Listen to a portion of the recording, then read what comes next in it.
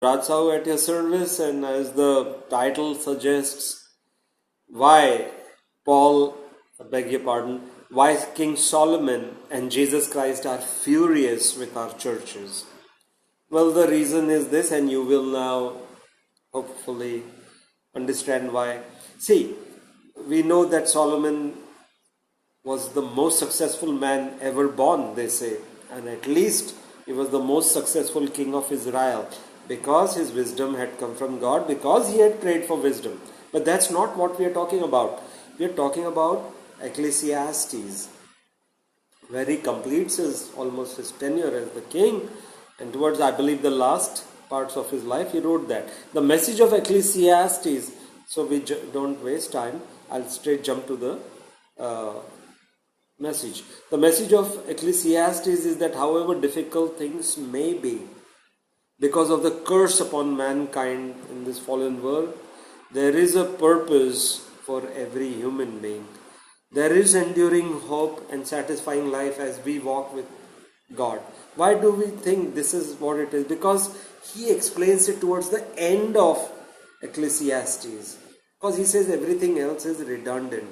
What is important is our relationship with God and how we obey, how we walk in obedience. Keep this in mind. That will help you understand why Yedidiah, the name given by God to Solomon or King Solomon, that was the name Father God gave. Yedidiah in Hebrew means the beloved of God. So why does Yedidiah or Solomon say, or how does he conclude the book, the summary? He says, after saying what he had to say, I won't go into Ecclesiastes, it will take an hour. But we know, like you go, have you done an MRI? Whenever I have done an MRI X-ray, I look at the bottom line. Or when I see balance sheet, I look at the bottom line. What does that say? Because that sums it up all. Here is the bottom line of Ecclesiastes. King Solomon or Yedidiah says, now all has been heard. Here is the conclusion, synopsis of the matter or the verdict. Keep this in mind.